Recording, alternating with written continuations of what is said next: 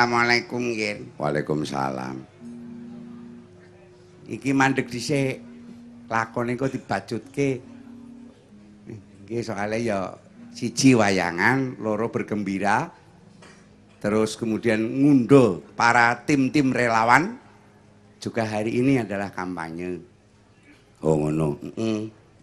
Aku njaluk nganggo solawat pangkur. Kowe mundur sik, aku tak joget sik wong sing tuwa. Ngik nguk ngono kuwi ya. Lambune di setel. Yo.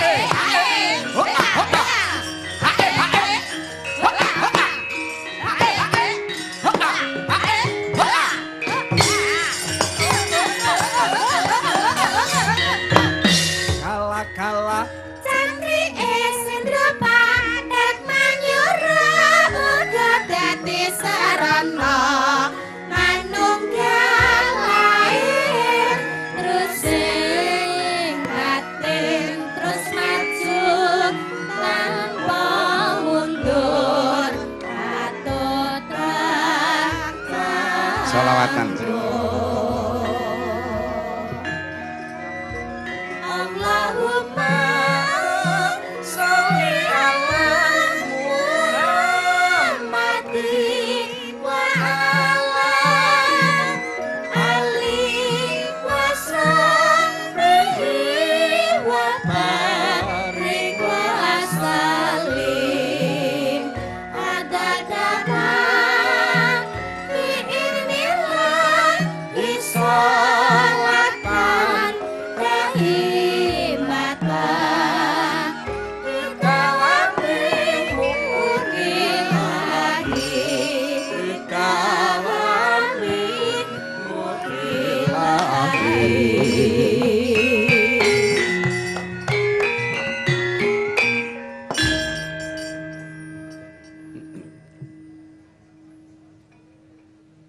Assalamualaikum. Waalaikumsalam warahmatullahi wabarakatuh. Dino iki Mas Margiono karo Mas Eko. Upayakan jadi, amin. Ya. Dibutuhkan keseriusan, dibutuhkan keikhlasan sing tenanan. Oh ngono ya. Ibarate wong mikul kuwi abot nek dipikul bareng-bareng fa insyaallah enteng. Ngono ya. Ya lagu-lagu sik ya iki bintang tamune akeh banget iki. Sinden lokal Puri karo Iin, sinden bintang tamu Lucy Brahman. Ya, coba peloke jajal kaya ngapa. Aku arep mari kangen del. He jebul kae sing tak anti-anti musnahno mrene wis rada suwe babar pisan ora krungu kabare sajake rada wong tansah tertimpen yen pinuju deket hati esame parati mari kangen muga-muga tansah tegak atiku dadi tentrem amulat netra kang baca mari kangen mular sira netra tajem yes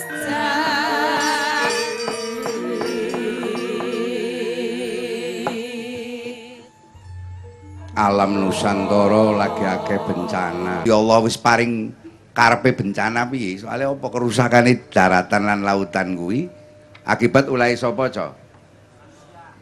Ulahe sapa yo? Ulahe manungsane dhewe to. Gusti Allah ngicipi kang kaya ngene ben do mikir menungsa-menungsa kuwi. Iya, dikongkon ngopeni alam. Kedudukane menungsa ki minangka khalifah. Khalifah ki berarti wakil Tuhan untuk memelihara. Oh ngono. Kapan besok waktune aku mrene meneh bakal tak apa? Arep tak jelaske perkara kosmologi Jawa masalah Brahma, Wisnu, Siwa. Kowe napa sok kala mangsane ana wong sing ora mudeng diarani kuwi ilmu apa? Kuwi ilmu Hindu. Oh ndak. Kuwi asline ilmu Islam mung bahasane Jawa. Oh ngono Mas. Ki Mbak Suci, yen mboten klentu referensine Mbak Suci jare wonten sinden ingkang tesih sekolah wonten SMA. Saking pundi Mbak Suci? Nggih, saking Blitar menika. Oh, saking Blitar. Nggih, Kediri, Kediri. Oh, Kediri. Nggih, naminipun sinten? Dek Prigel. Oh, Dek Prigel monggo kula aturi jumeneng. Dek Prigel monggo. Sapa ta kuwi munggah panggung katone dipendi. Badhe napa mesti wae paring sukata. Atur lalipur marang para ingkang miyarsi. Mugi berkah Allahumma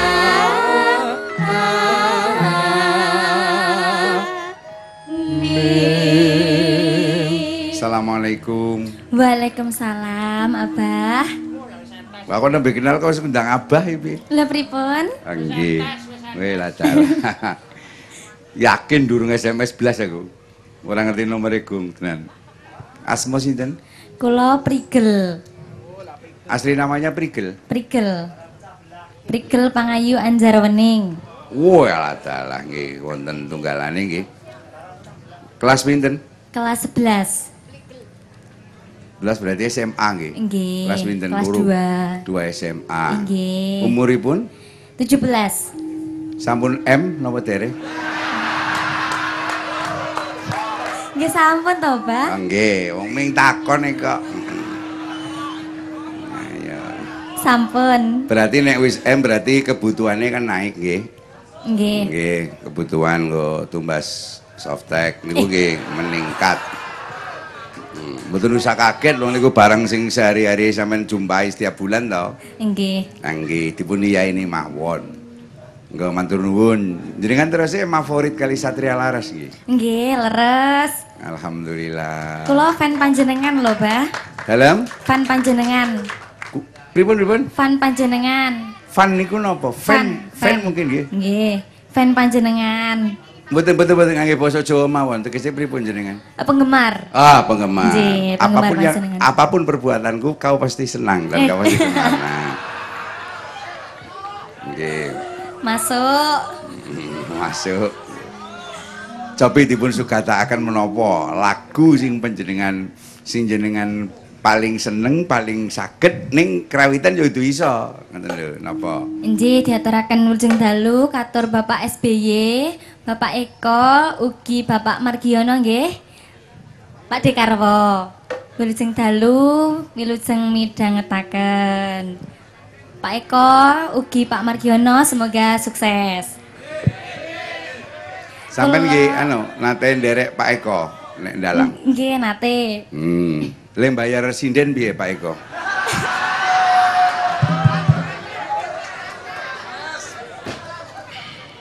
Kathah. Sip. Nah. Masuk Pak Eko ngoten. Masuk. Sampeyan wis tau dimasuki apa durung, Mbak? Maksudnya hatine ngoten to? Hati niku mboten masuk niku nggih mlebu.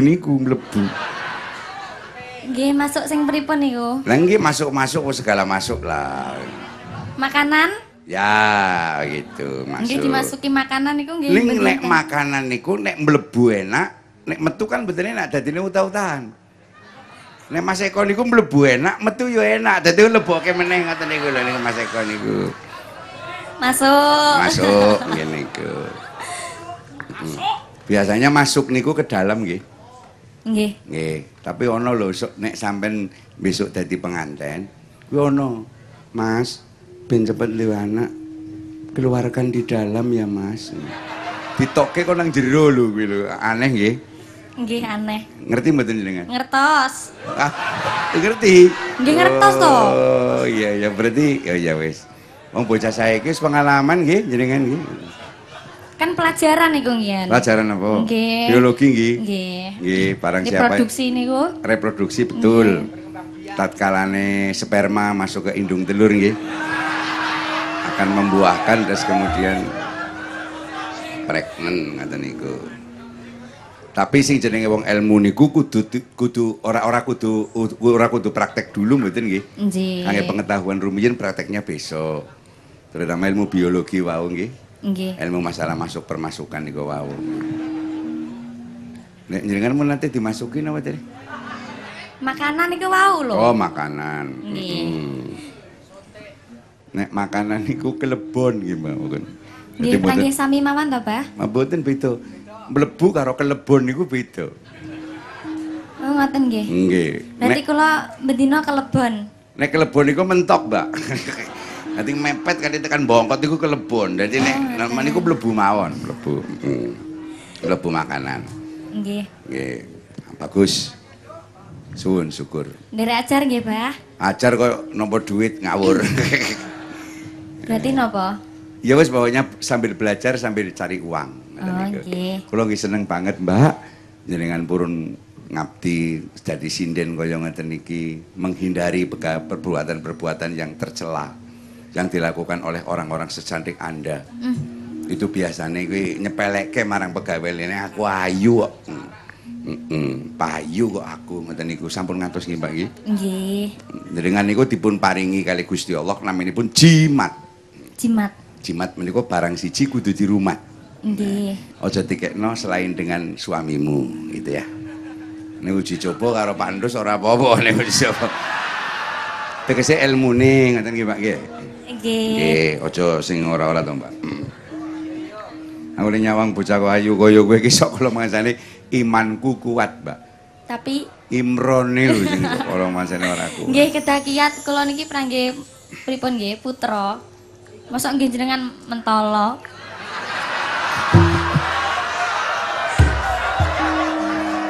Putra ndasmu kuwi Lah makane. pripun? Apa aku tau gawe po?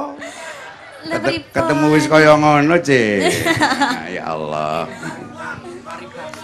Umurmu piro mau? 17. 17 ngaku wis wah 50 pendhuwur ya. Padha karo ngrusak masa depanku to. Kejaba nek pancen kowe ikhlas. Lah kowe ya aku ya ora moh aku. Waduh. Nggih.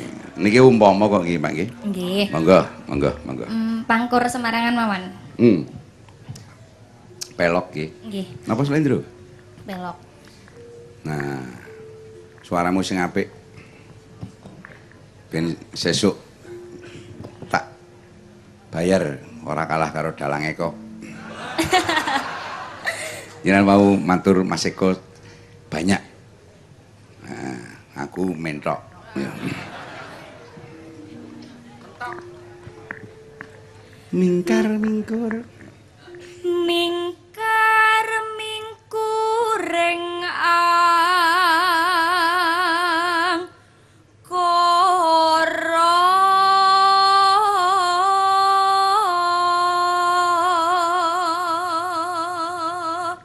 Jos luar biasa. Ono ya bocah kaya ngene nang kene. Wong nang kono ngono entek nang. Nggih, kula jenengan asta mriko to? Maksudnya tanggapan ngoten lho jenengan jak ngoten lho, Bah. Awale ya tanggapan suwe-suwe ya. Edan mo. Pasrahke wingking man. Pasrahke wingking jare.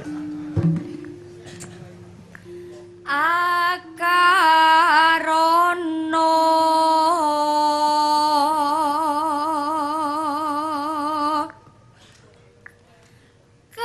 karenan mareti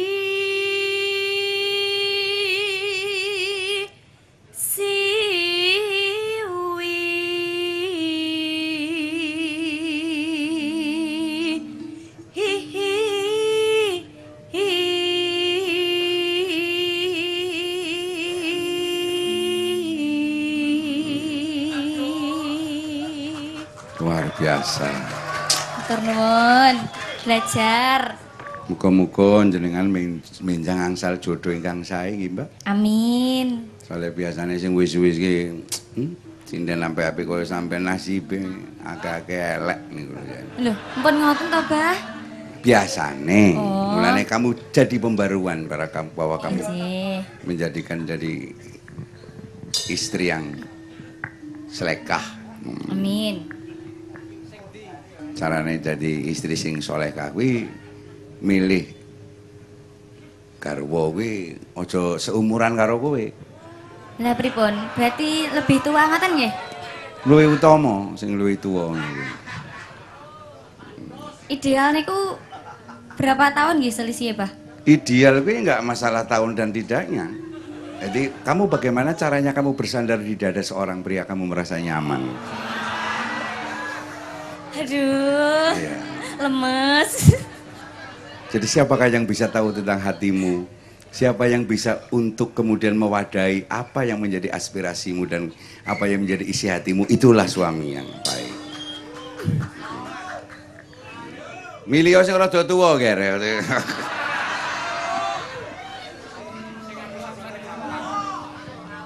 Mboten. Ini ngojo aku. Nggih mboten to? Tenan. Aku wis pirang-pirang sing ngetutke. Ya. Sinawang ras mining Ning ngender malah. kita.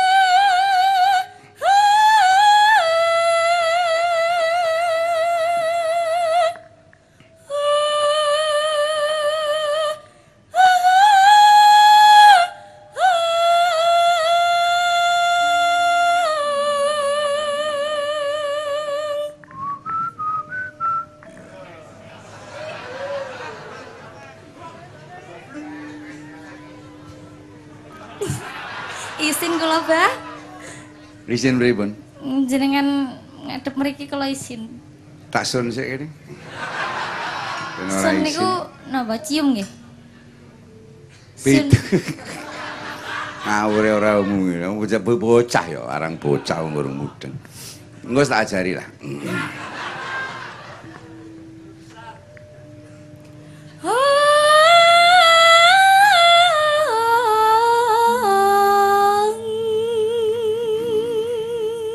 Jos. Sinuba sinu karto mre kekarto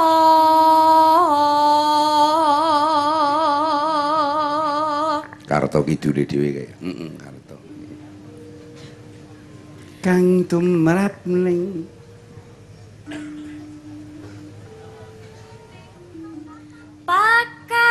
pakartining ngelmu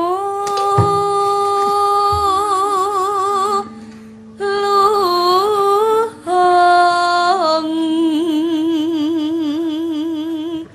ho ho ho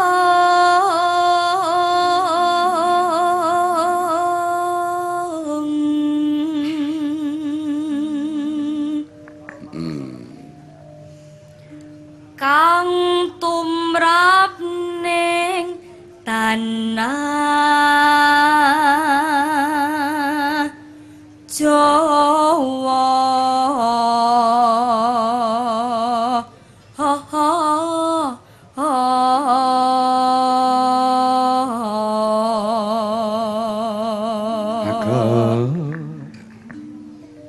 agama agemeng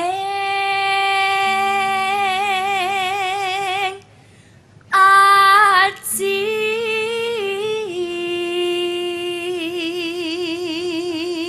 iya.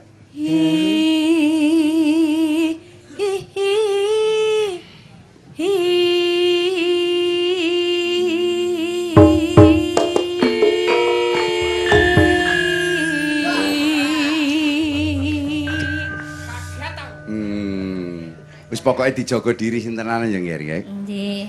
Matur nuwun lho, Abah matur nuwun sanget. Pokoke sinden nom-noman kaya kowe sing mahanani menunjukkan bahwa tidak akan pudar kesenian wayang di bumi tercinta Nusantara Indonesia Raya ini. Nggih, amin. Lebeten apa lagune? Ngenteni mawon. Angenteni. Nggih. Monggo. Angenteni sapa? Dalange. Iya ngenteni bayaran maksudnya. Anak-anakku yo ganteng-ganteng kok, Nduk. Nggih to. Kok tak aku nang ndi mesti aku mesti golek mantu kok, Ngger. Kejabane anakku durung siap lah. Pripun? Ora.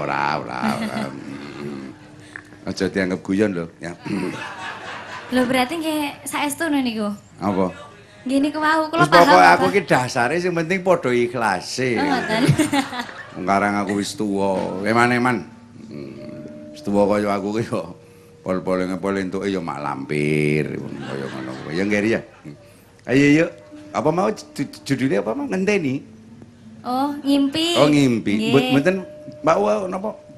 Sampeyan ngomong napa? Wonten request ngimpi. Oh ngimpi. Nggih. Monggo. Nggih. Impenku kali ngimpi beda lho. Ngimpi sing sirpat-sirpit nika lho. Seripat. Oh. Sirpat-sirpit. Wah, kaprok lambemu tenane. Sri gitu Oh, sir. nggih, Sri. Apa sir kok diwaca Sri. Heeh. Anggo anu aransemen kene. Nggih, aransemen mriki mawon. Iya, wis ngerti ta? Sampun. Sip.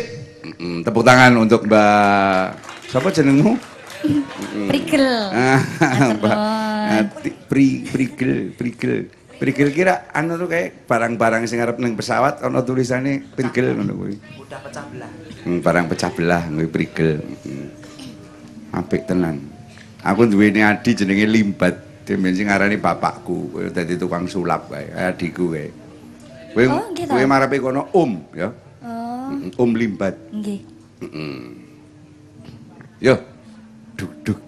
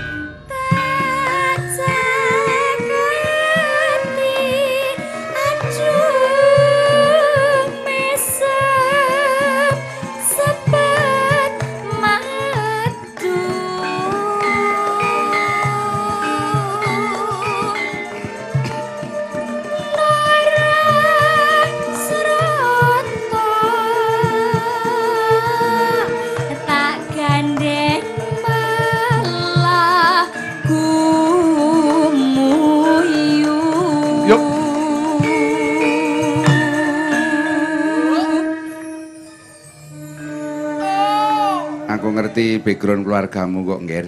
Yang penting kamu harus pokoknya punya niat. Nggih. Jangan sampai niat itu gagal sebelum kamu berhasil. Siap. Ingat di belakangmu ada bapak, ada ibu, ada adik-adikmu ya. Nggih. Kowe anak nomor piro toh? 1. Oh, 1. Adik-adikmu mesti oke.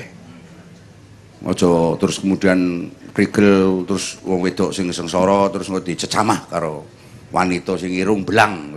Wah. Prio. Ayo prio. Prigel iki berarti prio sing tugel. Tugelen yen pancen ora tresna tenanan ya, Nger. Nggih. Dengarkan rayuan gombal jangan digugoni. Engko tak ajari carane. Nggih.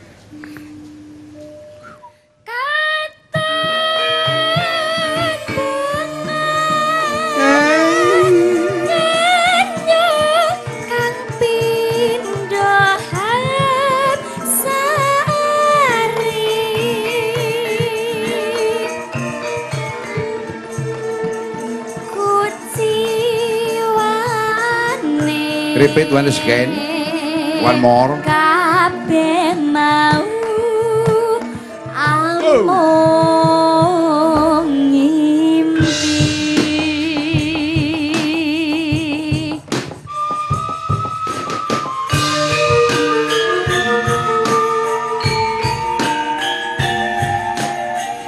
Satrio Laras.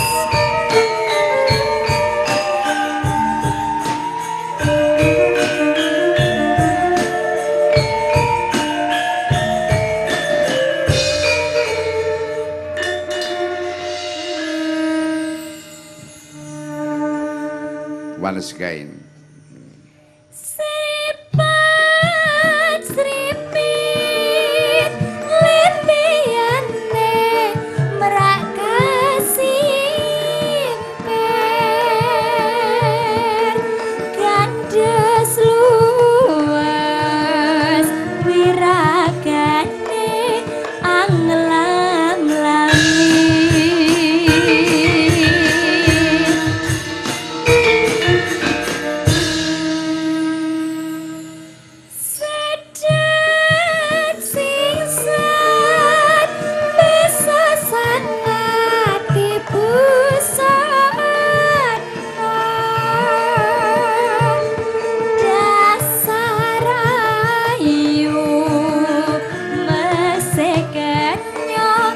lan kuciwa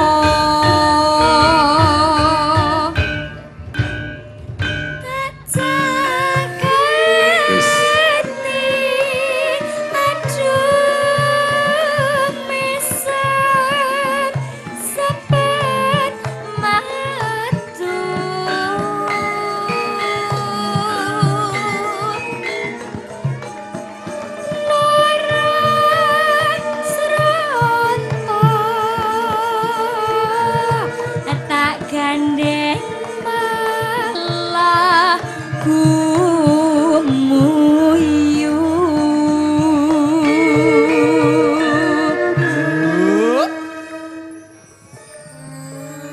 Mbak Prigel nggih agamane napa? Islam. Alhamdulillah. Siti Prigel sampeyan nggih. Anu sinau agama nggih, Mbak. Teng Ustad napa teng napa nggih sinau maca Quran.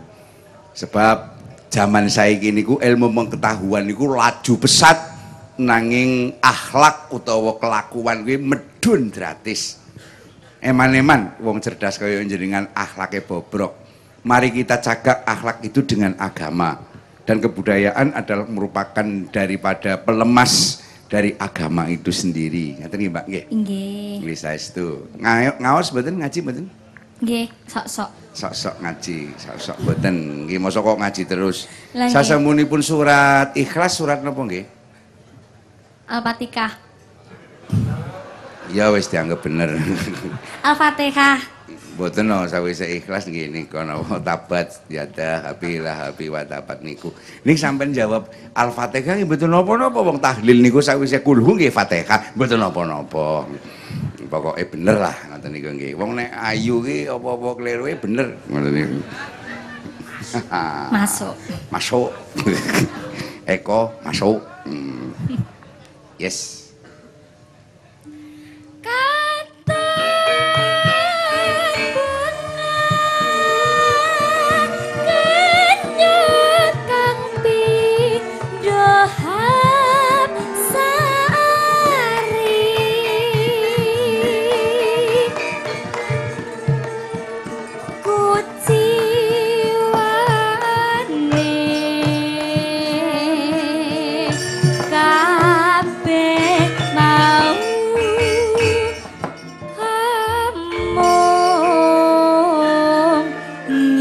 Tepuk tangan yang meriah untuk Mbak Prigel.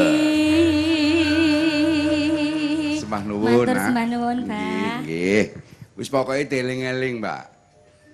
Pak Entus niki sawuh wonten sekolah Lemhanas. Kula niki bola bali menekankan Indonesia ini supaya bisa menjadi generasi emas. Kembalikan pendidikan kepada pendidikan budi pakarti. Itu penting dan geospiritual agama itu penting sekali. Nah, tiwas wonge pinter ning akhlake bobrok, yo minteri wong golek bodhone wong liya diajar, dilabrak sing ora karuan. Wong pinter iki piye? Wong pinter iki ora kaken cangkem, ning perbuatane sing apik ngono. Ora usah kaken konsep lah. Ora usah kaken omongan. Oh ngono. Tur aja nyalah-nyalahke wong liya, aja ngafir-ngafirke wong. Lah kafire dhewe piye? Oh ngono. Sing berhak ngafir-ngafir iki Gusti Allah. Nang surat apa? Ya ayyuhal kafirun. Oh ngono ya. Wong isine mung niteni. Ning ora kena nuding kafir, ngono ora iso. Oh ngono ya. Ana meneh sing kafir jare wong non muslim. Ya mboten lah, aja ngono ah. Oh ngono. Kita berdiri di negara Republik Indonesia sing berdasarkan Pancasila dan Bhinneka Tunggal Ika. Bukan negara Islam. Ki kudu dicatet sing tenanan. Oh ngono ya. Jadi menungso kuwi Gusti Allah kuwi nyiptake kematian lalu menghidupkannya kembali liyabluwakum ayyukum ahsanu amala. Sing penting amale, ora cangkemane ngono lho. Oh iya ya. Wis apa wae lah. Heeh.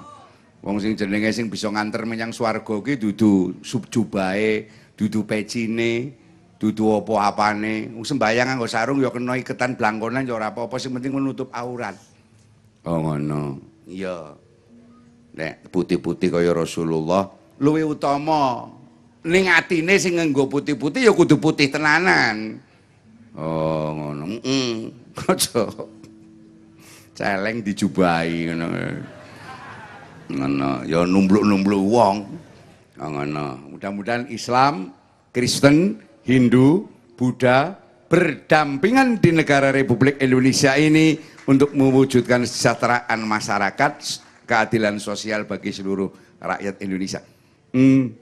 Aku dhisik apa nang YouTube ana sinden jenenge Lucy Brahman. Iki dino iki dadi bintang matamu nang kene iki. Tamu kok matamu. Ayo sang disambut Lucy Brahman. Yeay.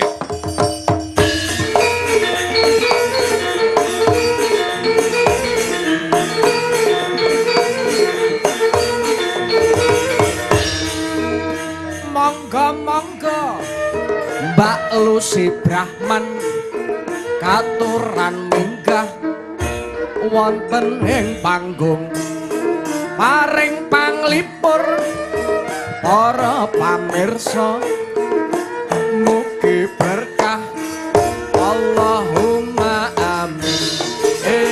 Mbak Lucy datang penontone pada senang wayang andalan Nusa Indonesia paling bagus.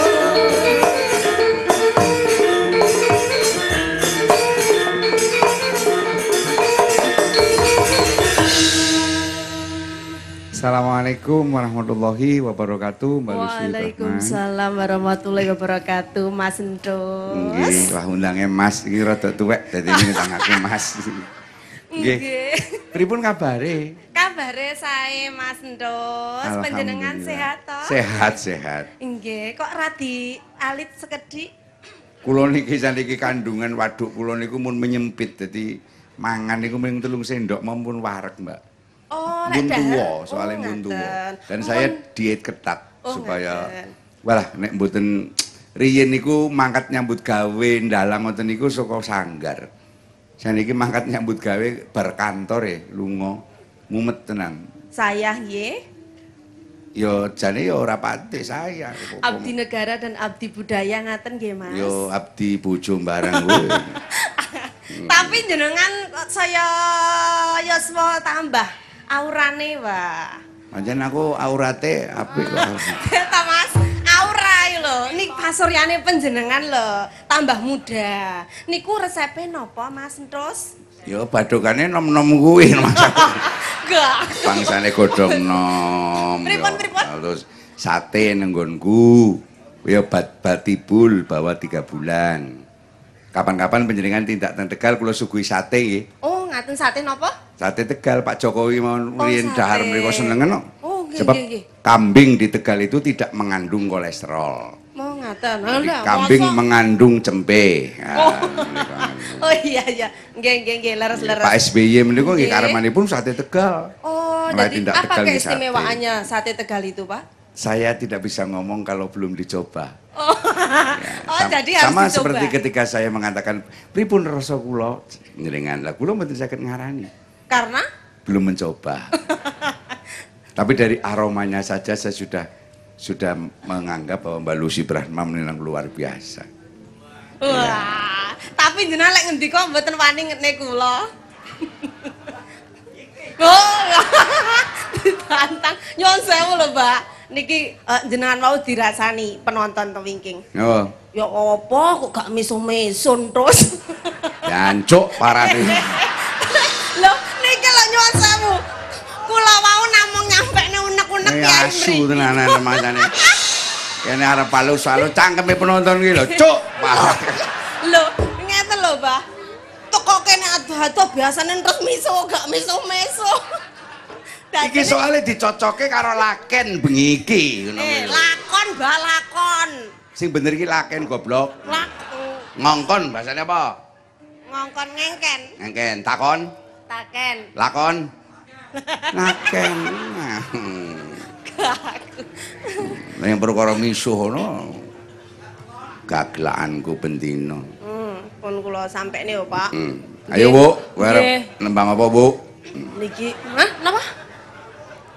Lah, wong wedok kan biasanya nang Solo diundang, "Wuk, nang ndi, Wuk?" Kaget kula. Ya, kuwi singkatan. Nggih.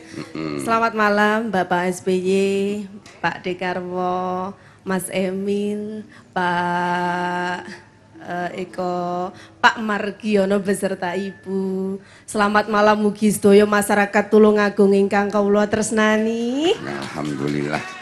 Mugi sedaya kalimpahaken rezeki kathah. Panjang yuswanipun kathah rezekinipun nggih Pak Bu sedaya mawon. Rezeki sing halal. Rezeki ingkang halal ingkang barokah. Niki nama trene Pak Eko masuk Pak Eko. Wis kok kapan-kapan nanggap wayang neh, tapi dalange aja ming aku. Kolaborasi karo dalang-dalang Tulungagung. Yen perlu duet Pak Eko karo aku ngono kuwi. Nggih, sip. Dadi aku saka ngomah mangkate ijen dadi rada murah ngono lho.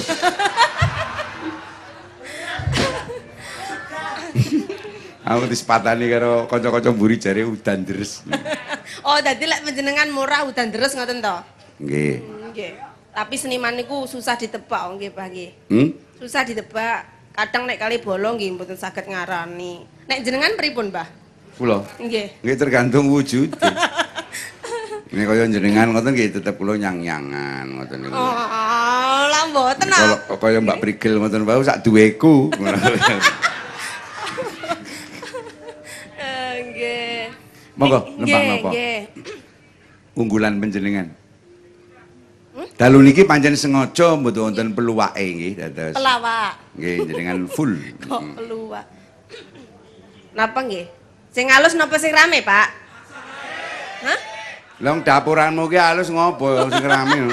Masa dapuranmu nggih sing mesra ngoten lho, Pak? Ya wis raimu. Ya Allah, masa raiku.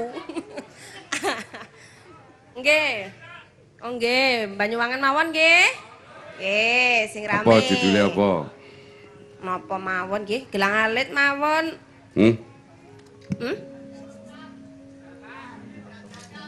Gerajakan. Oh nggih. Wonten request, Bah. Apa? Gerajakan Banyuwangi. Gerajakan ki sing piye Oh, to? gelang alit, gelang alit nggih mboten Gelang apa-apa. alit ora apa-apa. Nggih, sing penting Banyuwangi. Utawa gelang gerajakan ya ngono. Nggih. Monggo langsung. Bawa sik ya, umbul-umbul. Oh,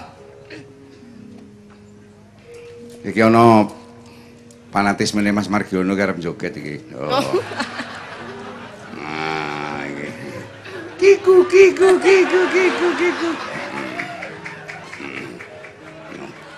sinten niku, Pak? Gila nih. Sek to, masa niku sukune kok metantang ngoten niku ah. Yo, Mboten sopan. arep nguyu. Lagi ngatuk kok sarung nguyu. Tapi ana kewan sing nek arep nguyu mesti sikile dijunjung siji ya. Napa niku? Asu. Asu. Ngerti bisane Ngontos. asu ki nek nguyuh sikile dijunjung siji. Nggih, pancen nggih asu ngoten niku lek nguyuh nggih. Ya ora nek ora dijunjung ki uyuhe nang raine dhewe ngono lho. Hus. Jenengan kok nggih apal nggih lek asu nguyuhe teng ngoten. Nate mratekaken to? Nah iki bakul asu kok. Corangas. Niki sing pendek mawon nggih bawane. Apa kuwi?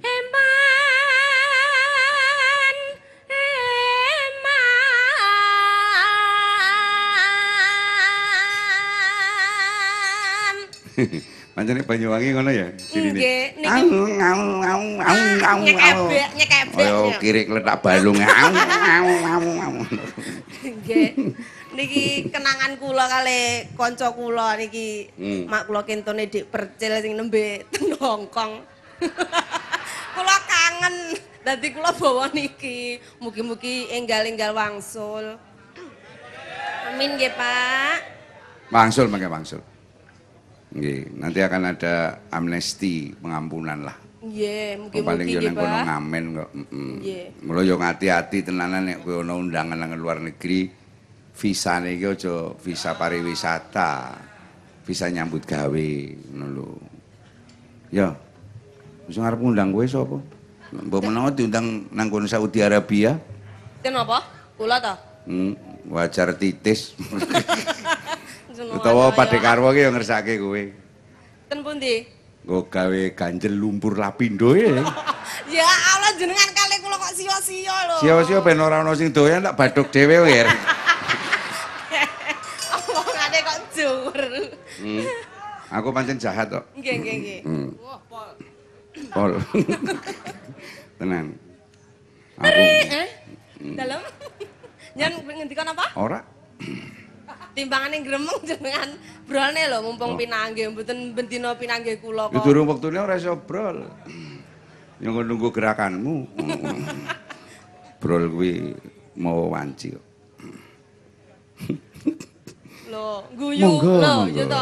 Monggo. Jenengan nek tokne kok guyu dhewe ngendika piyambak oh. Bayangne napa? Ora wong dalang ya ngomong dhewe dijawab dhewe kok aneh kuwi. Lho, padahal wong ngomong dhewe jawab dhewe guyu dhewe niku lak tiyang gendeng.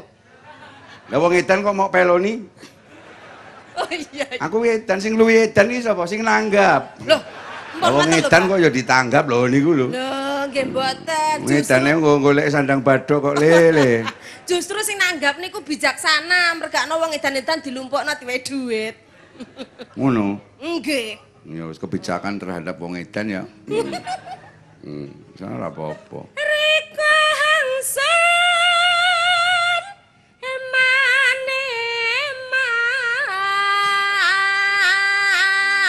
emaneman isun wati kelangan Wedi kelangan sinten, Nduk? jenengan Oh inggih. Kula nggih. Ajros menawi kelangan panjenengan. ya mengrika hangsun sayang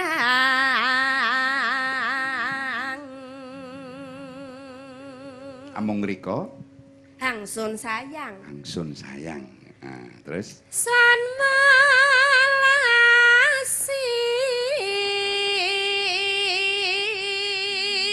san welasi tegese sun welasi. Basa using. mengrika sun sayangi Iya. Biyen wis tau janji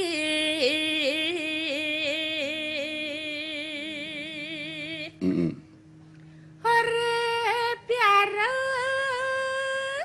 sampai mati sampun Nggih. Lagu menika ki dipun suwun saking Pak Basuki Ngipik. nggih Bono. Tawa iki. Sedia beras pilihan tanpa pemutih. Wah, tawa iklan iki iklane mbayare iki tok. Wis lho ora niku apa-apa. kata lho Mbak lek wong desa nggih kata Mugi berkah nggih sedaya nggih. Amin, Sing amin. dagangan do laris. Amin. amin Sing rondo-rondo ndang entuk jodoh. amin Sing prawan-prawan muga-muga endak ana sing mengku lan sing padha dodolan laris. Amin. Nggih. Sing dadi dalang ya payu. Dadi Sing dadi payu. sinden kaya jenengan nggih. payu Payu ngeten nggih. nggih Bisa amin untuk rezekine dikumbah nganggo sedekah Amin. supaya sing arep dipangan resik. Ngeten nggih Mbak Lucy nggih. amin amin Kulino Nggih, Mbak. sedekah jenengan? insyaallah Mbak Oh, inji alhamdulillah. Nggih. Berapa persen sedekah menika, Pak? 2% Mbak Wih, ngawur. kagem anak yatim kok Ngawur. Lah terus? Kalau 2,5% itu 2,5%? terlalu sedikit, berarti Nggih. 5%. 5%. Oke ya. Nggih. Ayo Lucy. Ayo. Nah, Masa ayo sikile merandang pun. Gak aku. Yo, gelang alit. Oke. Ya.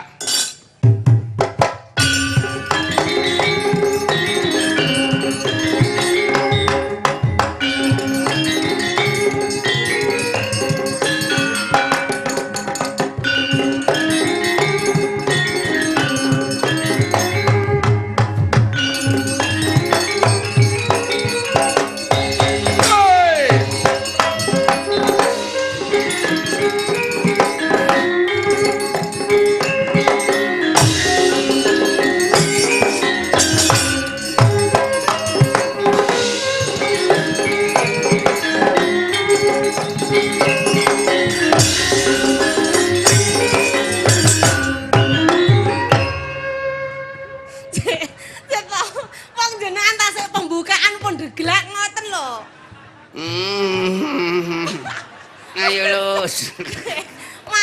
hanya segitu loh. Ini baru yang namanya pemanasan. kayang, kayak kayang Lus. Wis sing bojo ndelok kene ne.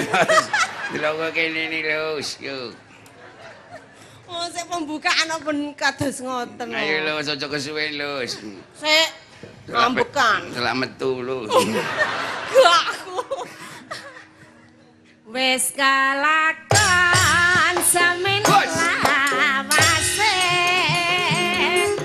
Iso nyari kaketyane. Semono so nimpiangi. Mulari aku tiangane ngati.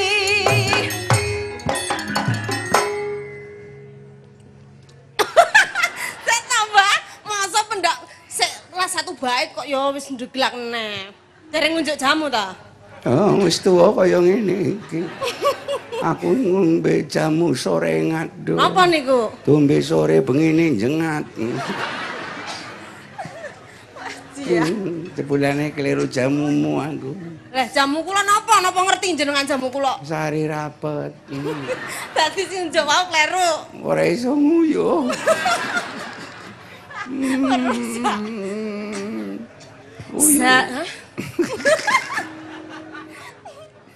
Sagaraya ana pesisire son malas nono watase kami balong nongkong haraino gengi jamong katon riko.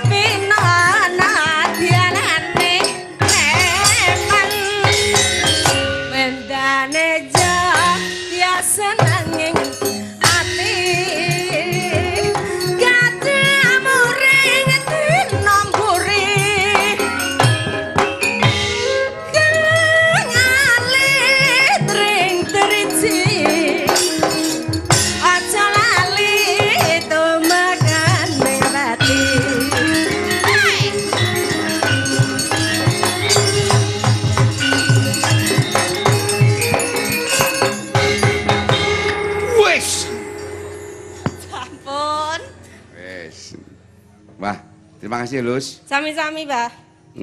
Ora mono ki umurmu piro to Lus? Kok energik banget. Kula 38. Wis lumayan. Lumayan tua. Masih bisa energik semacam itu, masih bisa cari uang semacam itu. Kamu semuanya sinden-sinden ini adalah wanita-wanita yang mulia dan wanita-wanita yang utama. Ingat si wong wedok iso golek sandang badok. Yo. Nggo gawe anu mengkayani sing lanang lan bojo anak-anak to? Nggih, Pak. Itu perbuatan yang mulia. Oke. Sip, tepuk tangan sekali lagi, aplaus. Nggih. Kula lajengaken monggo Mbak Suci. Nah, niki sesuk jam 3:30 kudu wis rampung. Aku wis cuti kok ngantor. Pembaretan banser. Besok. Wis tangi apa urung? Yo ayo. Ya aku ngomong ini kuwi tangi. Lah sucine kalih. Suci pundi? Ya kowe no. Oh kula, nggih. Suci iki aja kon ngadeg. Kowe kon nglekar. Monggo. Kanca-kanca monggo menika dipun dum rokokipun nggih. Pak Bupati Tegal telah mengeluarkan aturan dilarang merokok bagi siapapun kalau satu lagi tidur, mandi dan sholat itu nggak boleh.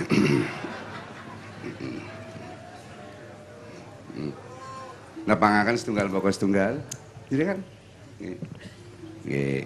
Wong duwet niku nggih loro no. Nggih, ngapunten. Ingkang setunggal Mbak Suci. Assalamualaikum. Waalaikumsalam warahmatullahi wabarakatuh. Bagus, nek jawab salam kudu komplit nggih. Nggih. Asli mriki nggih jenengan. Nggih, kula kidul mriku gesikan Pakel, Bah. Oh ya Allah. Nanging jarang wangsul, tesih tenggilen. Wis lemu banget kaya ngono jan tubuhmu dan Alhamdulillah kopen tumut jenengan. Leres, lemu. Wong lanang karo wong wedok entute serundi, Ci. Wong wedok. Ngawur. Loh. Lobange loro ki ya ngobos, ora esik seru wong lanang ya, Nduk. Loh, nyapa kok wong lanang? Ana mike. Seru.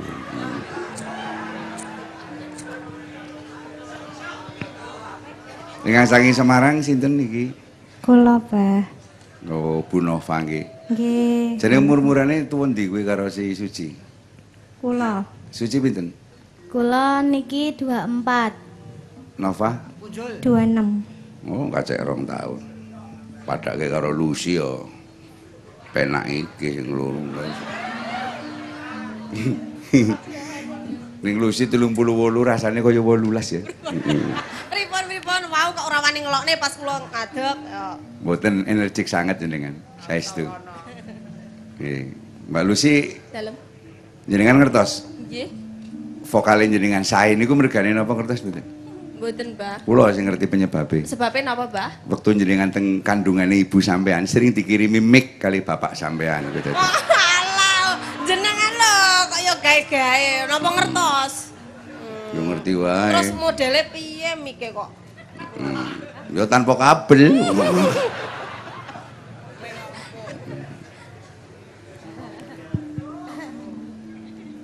Monggo. Dawi napa, Bah? Derep. Lagune maksudnya. Aku masa ngomong ini renggong buyut. Nggih. Ya. Tapi ngaturaken mumpung tesi wonten Poragung yang mulia Pak SBY ugi tasih. Iya, Pinarak, selamat monggo. malam Pak SBY. Sugeng rawuh. Sugeng rawuh, Pak Dekarwo beserta bapak-bapak lainnya, Pak Margiono, Pak Eko. Bahasane tiwas aku mak teratop. Aku wae mau deg-deg ngono kok. Kaya bedug kae. Ya. Ya wis kawura barat langit kendang keli banyu mili. Sing elek-elek ben disinggah-singgah kala singgah. Nggih. Teko berkah. Amin. Saka Gusti Allah. Amin. Ngono ya. Amin. Pak Margiono salam saya. Jangan terlalu capek, Pak. Kalau memang tidur ya tidur. Mbiyen iki zaman apa? Presiden-presiden iki lucu toh. Pripun, Bah? Kalau Pak Amin Rais dulu presiden nih. Pak Amin Rais calon presiden dulu. Katanya kalau bisa tidur kalau mendengarkan lagu-lagu klasik. Oh, Nah, Nek Bu Megawati itu harus kontur ke kebagusan dulu baru bisa sare. Nek Gus Dur lucu. Pripun? Gus bagaimana bisa tidur? Ya kalau saya sih gampang saja. Entah di mana kalau ngantuk ya tidur. Itu aja kok repot. Gus Dur top. Nganti saiki urung ditakoni malaikat lho, Pak, Gus Dur.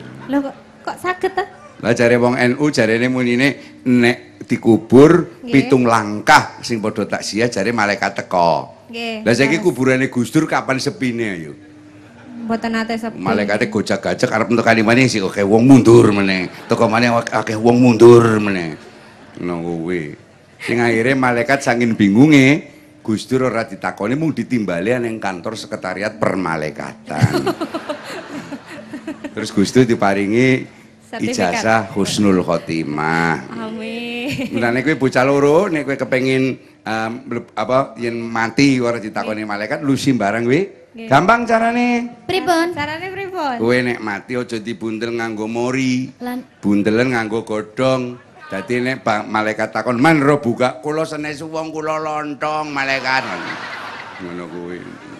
Lontong kok gedimen. Ya jenenge lontong gedhi. Heeh. Nggih.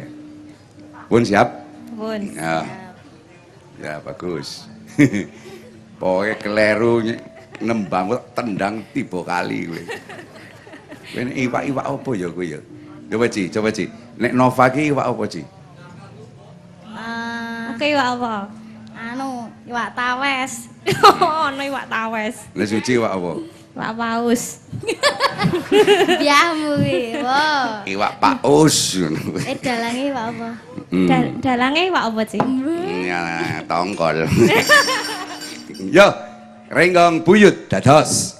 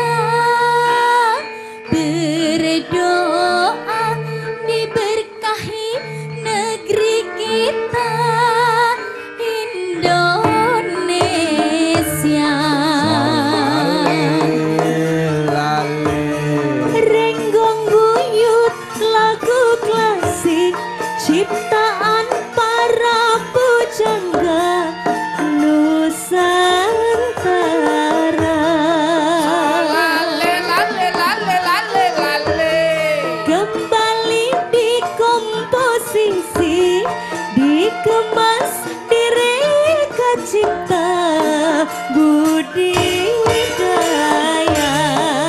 renggang buyut komunikasi irian Jawa dan Bali jadi lagu Nusantara bergema jadi ciri keragaman Indonesia.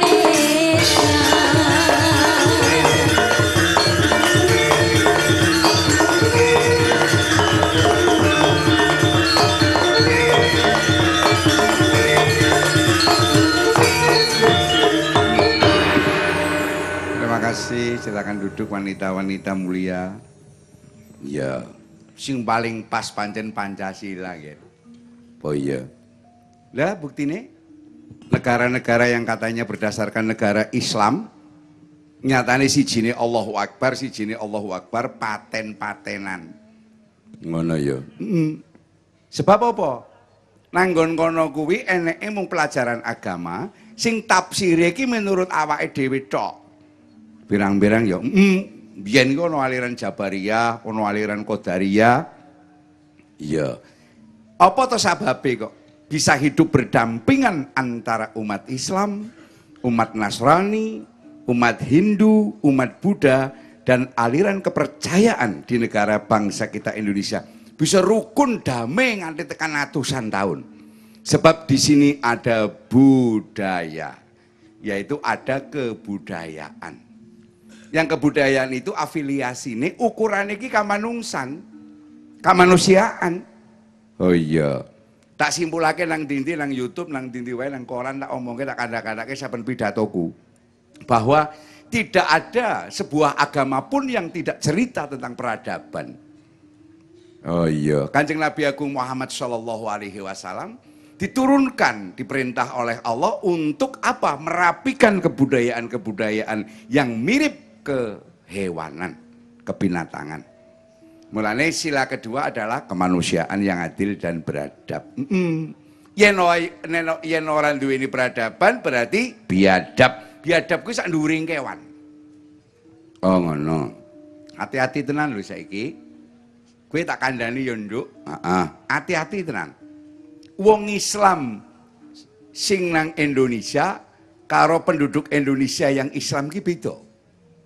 Bedane karo orang Islam ataupun agama yang lain yang ada di Indonesia atau yang orang Indonesia yang beragama, ya walaupun agamanya beda, tetapi kalau negara kesatuan Republik Indonesia ada yang mengganggu keamanannya, tancut tali wondo, kita bergerak untuk melawan semuanya dan bela negara, berhukum fardu ain. Ono ya, beda karo sing nang ngene iki kos-kosan. Oh, kos-kosan. Tidak peduli terhadap keutuhan bangsa, keutuhan tanah air dan sebagainya. Ono wong sing kaya ngono ya, Mas. Ono. Ujarku ngene wae lah, nek ora seneng karo bangsa Indonesia, minggato kono. Ojo gawe dahuru di sini. Saiki nyekel duit ono gambare Garuda Pancasila, nyekel KTP ono gambare Garuda Pancasila, surat nikah Garuda Pancasila. Berafiliasi di Indonesia, ono nyekel gambare lambang Indonesia. Kenapa kamu mencaci Indonesia? Kalau kamu sudah tidak suka dengan Indonesia, minggat bajingan ora seneng kene ngono lho. Iya no. Oh gitu. Kalau pejabat bisa berganti, siapapun bisa berganti, tapi kalau rakyat dan bangsa Indonesia jangan dimusuhi oleh siapapun. Pergerakan masyarakat bangsa Indonesia, sejarah sudah membuktikan bahwa semua penjajah itu akan lenyap karena persatuan dan kesatuan Republik Indonesia. Pancasila dan NKRI harga mati. Oh no ya Mas. Ini kepenak nih gini. Wong kumpul-kumpul kaya ngene iki nang Afghanistan wis tembak indase kabeh sampean Mas. Yang bisa ada di sini Bapak polisi, manunggal dengan tentara, manunggal dengan rakyat, saling menjaga keamanan, tepo sliro. Ngono, Mak. Karena ada kebudayaan. Iya. Salah satu menurut Profesor Dr. Kunchoro Ningrat, kesenian ini adalah merupakan lambang sempalan daripada kebudayaan. Aku sing seneng mau kae. Apa? Kalau kita belum bisa memuji, kita jangan mencaci maki. Kalau kita belum bisa berguna bagi orang itu, jangan merugikan. Kalau kita kemudian belum bisa berbuat baik, kita tidak boleh berbuat jahat kepada yang lain. Ya apa meneh saiki nek kampanye ngelek-elek calon liyane kuwi engko kena pidana lho, Nggir. Oh iya, terus ora ana ngelek-elek wong liya, ngeleke dhewe wis akeh. Sumamburat kanang isbat kadi kodhok ngemuli lenge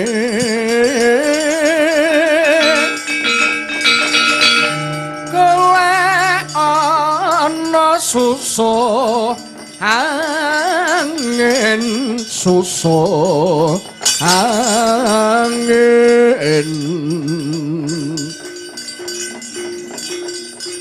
lan golek ana kali ing kangkung